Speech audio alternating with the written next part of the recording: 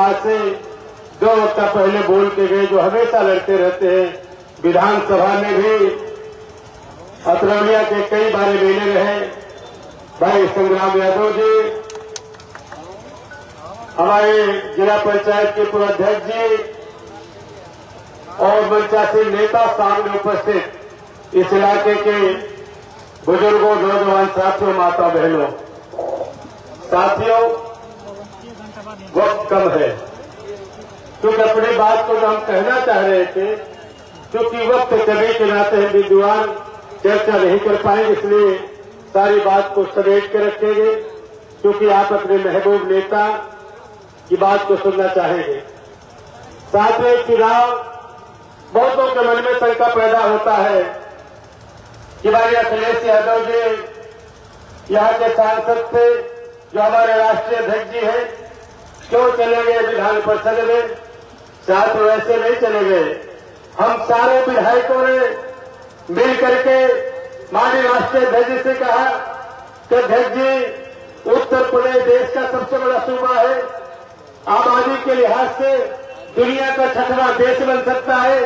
24 करोड़ की आबादी, जिसमें सबसे ज्यादा यहाँ पर उत्तर प्रदेश से पिछड़े, गरीब है, दलित है, वंचित है, शोषित लोग रहते हैं। और जिस तरीके से उत्तर प्रदेश की सियासत और देश की सियासत में उनके खिलाफ जो साजिश है, उनकी आवाज कौन बनेगा उत्तर प्रदेश की विधानसभा में? तब जाके माननीय राष्ट्रीय अध्यक्ष ने स्वीकार किया कि ठीक, अगर आप लोग कहते हैं तो मैं विधानसभा के विरोधी दल के नेता के पद में स्वीकार करता हूं। तब यह लोकसभा खाली हुई।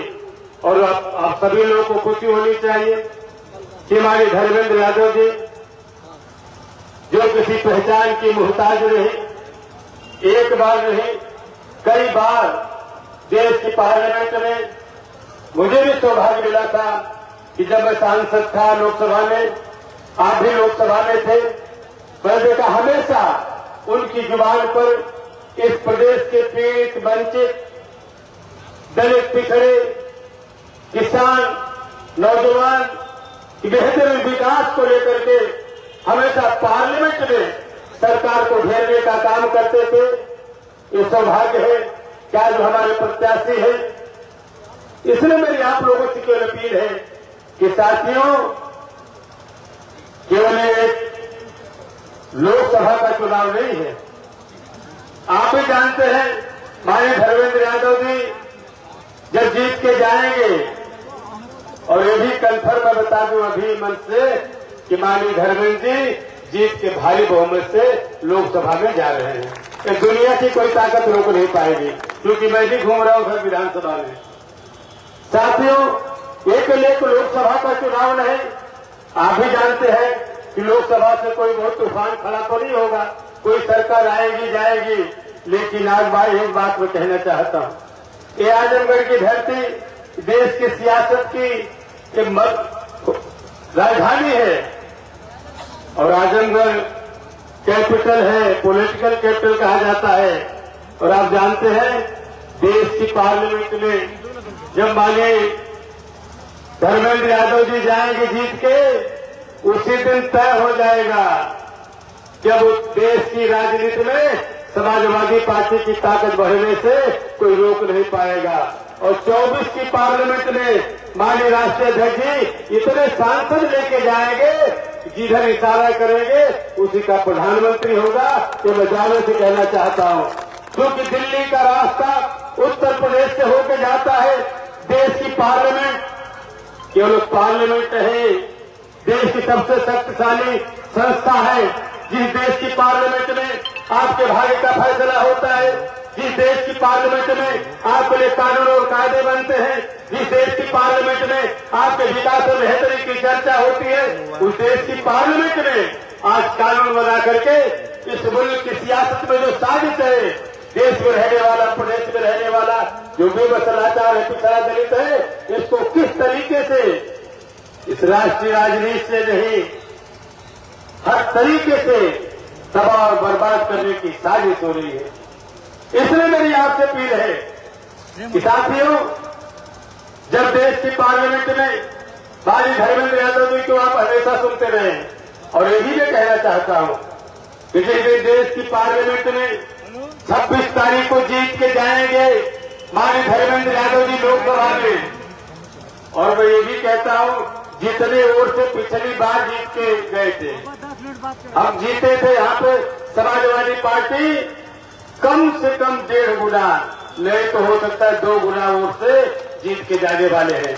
क्योंकि मैं देख रहा हूँ चौहान, राजभर, निसार, बेन, शर्मा, वर्मा, पाल, पटेल, यादव मुसलमान तो है ही, सारे गरीब दलित बड़े पैमाने पर इस बार साइकिल की बटन दबाने की तैयारी कर लिए हैं। इसलिए कि लोगों ने सरकार में देखा है कि जिस तरीके से गांव का गरीब, जिसका बूढ़ा बाप मजदूरी करने का काम करता है, किसी तरीके से अपने बच्चों का 2 वक्त की रोटी दे पाता है, उसके बच्चे डिग्री कॉलेज में नहीं पढ़ सकते, मेडिकल एजुकेशन के शिक्षा नहीं ले सकते। मैं इसलिए इस बात कहता हूँ कि साथियों, कुछ बातें तो खुल के कहनी पड़ेगी, क्योंकि यही नुकसान होता है कि हम अपनी बात जो है लोगों तक पहुंचा नहीं पाते हैं। वहाँ को किस्ती में, क्योंकि वह गरीब आदमी भी सुनना चाहता है जो हमारा नेता है हमारे लिए क्या करना चाहता है। इसलिए मैं कहता हूँ साथियों, ये सही है कि जीती बाजी हम लोगों ने हारा है। उत्तर प्रदेश की सरकार हरा रही थी, जिस तरीके उत्तर प्रदेश की सियासत में जो तूफान मचा था, माननीय अखिलेश यादव को देश के सबसे बड़े प्रदेश का मुख्यमंत्री बनाने का जो सपना था, अधूरा रह गया। और ये भी कहता हूँ, अब तक क्या था मैं नहीं कह सकता, लेकिन जो अगली ये सरकार माननीय अखिलेश यादव जी के नेतृत्व में बनने जा रही थी, जिसको मैं कहता हूँ जीती बाजी हम लोगों ने हारा है। ये दुर्भाग्य रहा, अगर जीत गए होते तो आने वाले 40 साल तक किसी चौहान से, राजभर, यादव, मुसलमान, पिछड़े दलित समाज के लोगों से वोट मांगने की जरूरत नहीं थी। इस तरीके की नीतियां बन रही थी, इस तरीके की प्लानिंग बन रही थी। लेकिन दुर्भाग्य था साथियों कि आज जो असमंजस की स्थिति है उसमें हमें सफाई देना पड़ रहा है। इसलिए मेरी आपसे अपील है कि साथियों, आने वाली 23 तारीख को लोगों ने मन बनाया है कि 23 तारीख को साइकिल की बटन दबा करके माननीय धर्मेंद्र यादव जी को भारी बहुमत से जिता करके हम लोकसभा में भेजने का काम करेंगे। आज सारे समाज के मैं वैसे नहीं कहता, मैं तो हमेशा खुल के बोलता हूं साथियों। अगली बार जिनको लोग कहते हैं चौहान तो भाजपा ही था, ये तो यहाँ राजभर यहाँ थे, आज जाके चौहान बस्ती में देखिए, हम तो मेहनगर, सगड़ी, मुबारकपुर में थोड़ा कम आना जाना हो पाया, लेकिन मेहनगर में माननीय रमाकांत यादव जी ने देखा, रसड़ा गांव में राम सूरत के घर भी आप गए थे, जहाँ पे वहाँ पे थे, जानते हैं सारे वहाँ के जितने भी ठाटा वाटा, गिलबरिया, गिरनैया, जितने गांव है, सारे चौहानों ने मन मिला लिया है, चाहे जमकी हो, घटिया हो, चाहे सर्रा हो, कि आने वाली 23 तारीख को साइकिल की बटन दबा करके हम माननीय धर्मेंद्र यादव को लोकसभा में जीत कर जिता करके भेजेंगे और माननीय अखिलेश यादव के हाथों को मजबूत करने का काम करेंगे। क्यों? इसलिए कि आजादी के 2 दिन में पिछड़े समाज के लोग, हम भी पिछड़े समाज के हैं। मैं मंत्री था और आज भी रहता तो कैबिनेट मंत्री रहता, लेकिन साथियों जिस सरकार में है पिछड़ों की बात नहीं कह सकते। मैंने सवाल किया था उत्तर प्रदेश के मुख्यमंत्री से, जब डीएम कलेक्टर बनाए जा रहे थे, कम लोगों की हिम्मत हो पाती है। मैंने कहा योगी जी उत्तर प्रदेश में कितने पिछड़े कलेक्टर हैं? उन्होंने कहा भारतीय जनता पार्टी में है, आप पिछड़ों की बात करते हैं।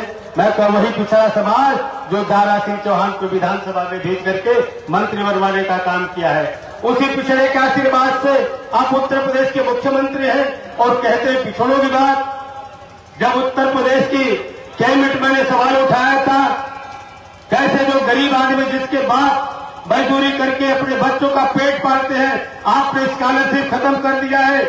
आज जो बच्चे जिनको 45,000 जो किस्त में देनी पड़ती है, इस स्कॉलरशिप को खत्म कर दिया। वो पिछड़े समाज के लोग कैसे पढ़ेंगे? यही मेरी सोच थी और मैंने मंत्रिमंडल को लात मार करके माननीय अखिलेश यादव जी के नेतृत्व में भरोसा किया कि आने वाले दिन में सरकार बनेगी तो दलित पिछड़ों की बेहतरी के लिए काम होगा। साथियों यही सब कारण था। और आज कितनी चालाकी के साथ इस देश के सियासत में जो साजिश हो रही है, जो पिछड़े समाज के लोग हैं, दलित समाज के लोग हैं, उनको शिक्षा से वंचित करने की जो साजिश है, गुलाम बनाने की।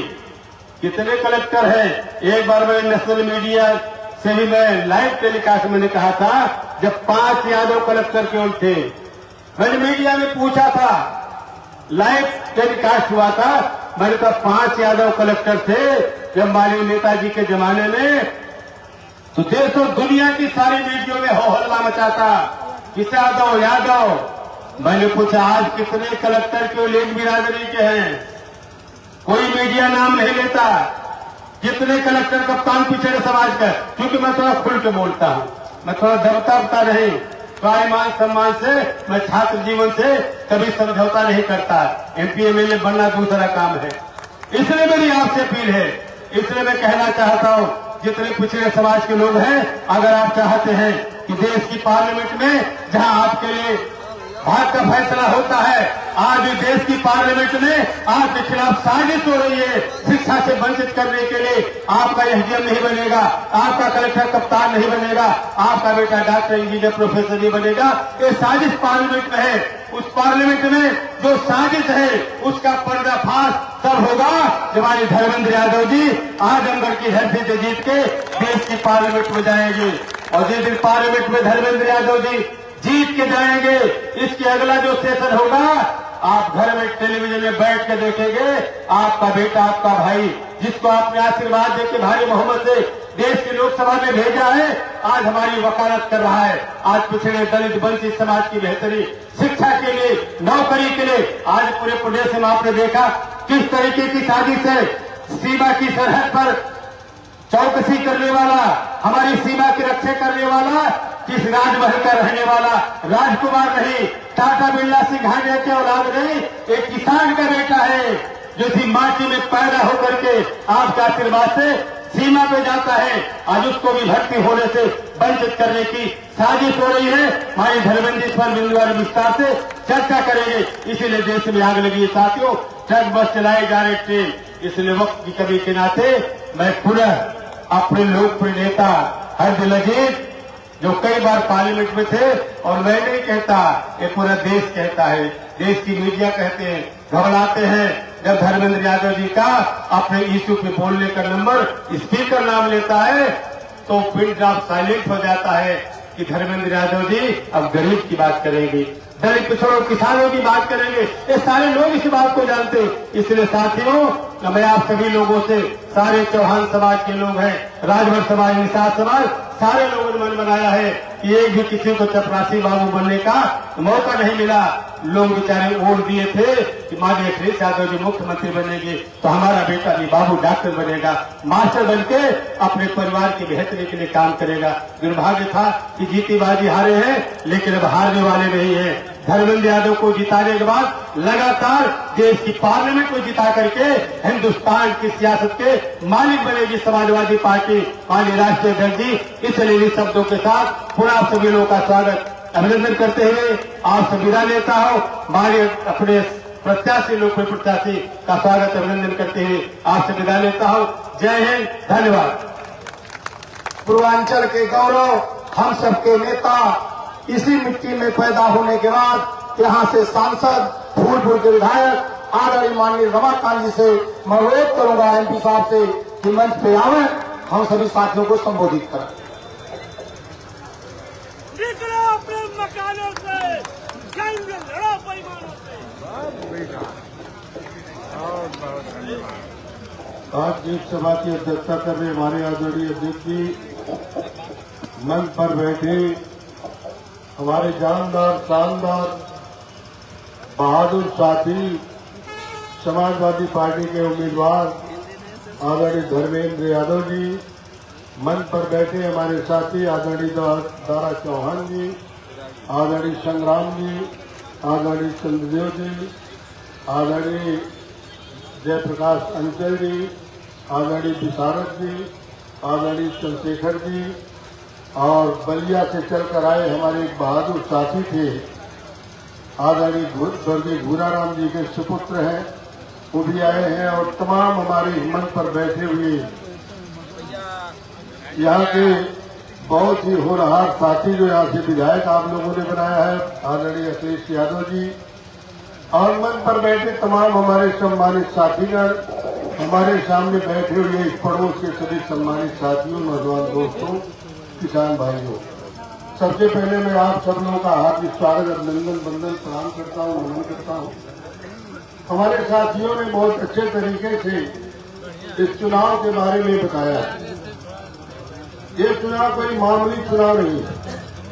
ये चुनाव आने वाले 2024 का जो चुनाव हो लोकसभा का होने जा रहा है, उस चुनाव को संकेत करेगा इस देश से भारतीय जनता पार्टी की सरकार जाएगी या नहीं जाएगी। ये चुनाव संकेत करेगा। अभी हमारे साथी कह रहे थे बहुत अच्छे तरीके से, हम भी एक समाजवादी पार्टी के छोटे सिपाही। हम समाजवादी पार्टी के लोग हमेशा गरीबों में रहते हैं, गरीबों में बसते हैं, उनके सुख दुख में पहुंचने का काम भी हम सभी लोग करते हैं। आज चुनाव के समय तमाम लोग आपके बीच में आएंगे, कोई हिंदू की बात करेगा, कोई कुछ बात करेगा, लेकिन मित्रों ये बहुत बड़ी साजिश हमारे देश में हो रही है, हमारे पिछड़े और दलितों के साथ। हमको शिक्षा से दूर किया जा रहा है, शिक्षा मांगी की जा रही, जिससे गरीब का बेटा न पढ़ पाए और 5 किलो अनाज देकर बकाने का काम ये लोग कर रहे हैं। और यहां तक कह देते हैं कि जो पिछड़ों का आरक्षण है वो केवल यादव ले लेता है। और हम लोग हमेशा कहते हैं कि जब तक बेटा शिक्षा नहीं लेगा, ग्रेजुएशन नहीं करेगा, बीए में नहीं करेगा, तब तक वो नौकरी में नहीं आ पाएगा, आरक्षण उसको नहीं मिल सकता। हमेशा हम लोग अपने लोगों से कहते हैं कि अपने बच्चों को अच्छी शिक्षा दें। इसी नाते में इसी पड़ोस के तमाम बच्चों को अपने पैसे पर, अपने बल पर, गरीब बाप का बेटा था, मेरे यहां गया और कहा मैंने एडमिशन तो करा दिया, लेकिन मेरी हिम्मत नहीं है कि मैं उसे बीटेक करा दूं। आपके पुसड़ा गांव है, मनगू चौहान जी अपने बेटे को बीटेक करवा रहे थे गाजियाबाद से। एडमिशन तो करा दिया, लेकिन पैसा नहीं था कि करवाते गहना होना बेचने के बाद। और जब मेरे पास जाते हैं तो मैंने उनके बेटे को प्रतिवर्ष जो 75-75 हजार रुपए देकर के उसे लड़के को बीटेक करवाने का काम मैंने किया है। चौहान के बेटे को किया, जो आज दिल्ली में गाजियाबाद में सर्विस कर रहा है, 80-90 हजार रुपया महीने तनख्वाह उठा रहा। और यहीं पर पुसड़ा के रामचंद्र चौहान जी का विद्यालय है। जब मैं लोकसभा में गया तो मात्र चौहान का एक विद्यालय मिला। मैंने सबसे पहले उसमें पैसा लिखा और कमरा बनवाने के लिए दिया। और रामचंद्र जी से आप पूछिएगा, न तो कोई कर्मचारी कोई कमीशन लिया है, न तो समाजवादी पार्टी का सिपाही कमीशन लिया है। और इतना ही नहीं, अभी ये बगल में गांव है, अबाड़ी है, वहां पर स्वर्गीय मिस्त्री जी जो चौहान जी प्रधान होते थे, उनके बेटे का जो अपहरण हुआ मुझे जानकारी हुई। श्याम नारायण जी ने फोन किया, 11 बजे रात को अबाड़ी में जाकर पहुंचता हूं, और हम लोगों की दबाव की वजह से 12 बजे रात को उसका बेटा जो वापस आता है। हमने तो तमाम गरीब बच्चों को पढ़ाया है। मौर्य समाज के बेटे को पढ़ाया जो आज पीसीएस है, चमार बेटे को एमबीबीएस कराया जो आज बस्ती में मेडिकल अफसर है, चमार बेटे को पढ़ाया जो आज चाइना में इंजीनियर है। तो समाजवादी पार्टी के लोग हमेशा ये कहते हैं कि पिछड़े दलितों अपने बेटे को शिक्षा दिलाओ, और शिक्षा दिलाओगे तो आरक्षण मिलेगा, और समाजवादी पार्टी की सरकार बनेगी, पूरा का पूरा अधिकार आपके बेटों को मिलेगा। और जो हरैया गांव है आपके बगल में, नेताजी कहे जाते थे, दुर्भाग्य था कि उनकी मृत्यु हो गई, उनका बेटा पॉलिटेक्निक कर रहा था, कोई उद्धार नहीं था। मेरे सामने बात आई तो मैंने कहा मैं पढ़ाने का काम करूं, और मैंने पढ़ाया, आज बेटा नौकरी है। तो आप लोग ने बच्चों को शिक्षा दिलाइए। हम ये नहीं कहते हैं उन लोग तरह गुमराह नहीं करते हैं, हिंदू की बात नहीं करते हैं। वो आपको शिक्षा की बात कभी नहीं करेंगे कि अपने बेटे को आप शिक्षा दिलाओ, वो केवल हिंदू की बात करेंगे।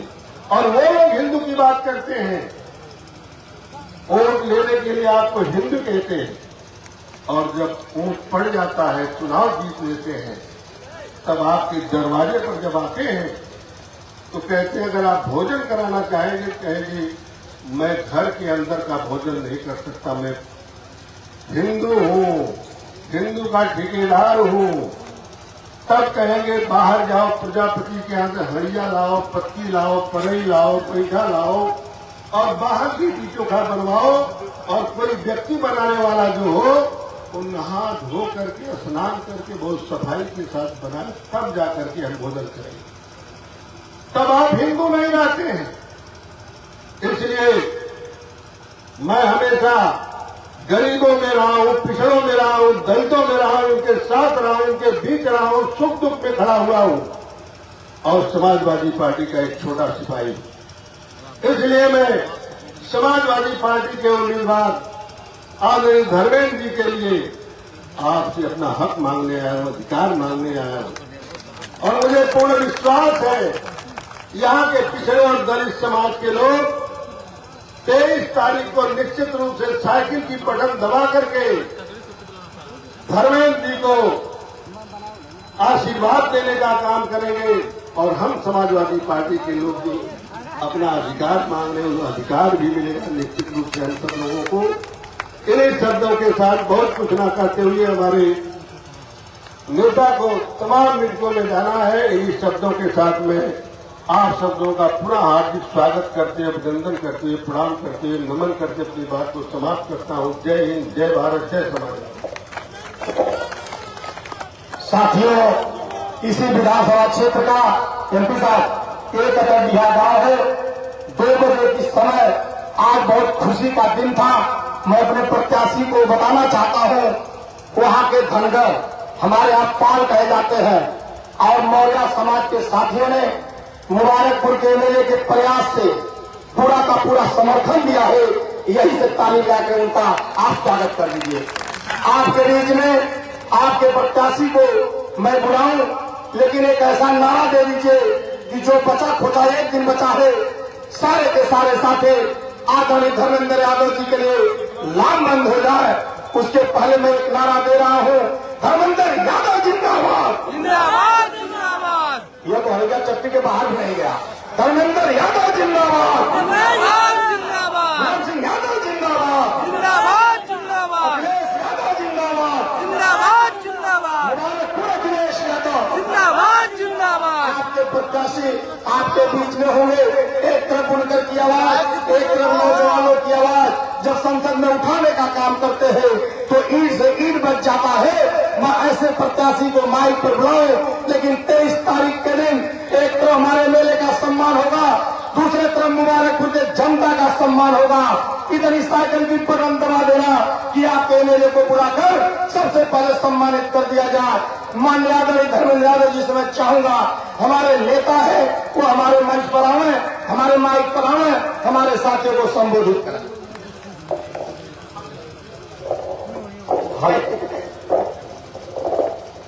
धर्मेंद्र यादव जिंदाबाद, समाजवादी पार्टी जिंदाबाद, जिंदाबाद।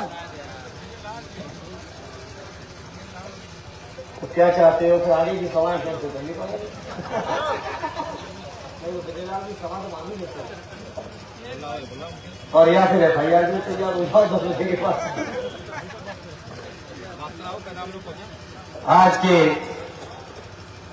इस कार्यक्रम के सम्मानीय अध्यक्ष जी, कार्यक्रम में उपस्थित उत्तर प्रदेश सरकार के पूर्व मंत्री, पूर्व राज्यसभा सांसद, पूर्व लोकसभा सांसद और वर्तमान में घोसी क्षेत्र से हमारे विधायक बड़े भाई दारा सिंह चौहान जी, कार्यक्रम में उपस्थित इस क्षेत्र से एक बार नहीं 4-4 बार के सांसद रहे फूलपुर पवई के विधायक आदरणीय श्री रमाकांत यादव जी, कार्यक्रम में उपस्थित इस क्षेत्र से ही विधायक रहे पूर्व मंत्री आरी चंदे राम जी, नौजवान साथी भाई संग्राम सिंह जी, और इस क्षेत्र से हमारे लोकप्रिय विधायक आर्य अखिलेश यादव जी, आर्य विशारद जी, मंचासीन मेरे पार्टी के आर्य हमारे जयप्रकाश अंचल जी भी हैं, चंद्रशेखर जी भी हैं, और सभी आर्य दूधनाथ जी भी हैं, हमारी चेयरमैन साहबा भी हैं, मऊ की अध्यक्ष जी, सीओ साहब भी हैं, जो सीओ से नेता हो गए हैं, और हमारे गिरपुरा के साथी डॉक्टर संतोष जी, और बहुत शानदार गायक आर्य विजयलाल जी। अरे संग्राम जी को हम कर चुके हैं,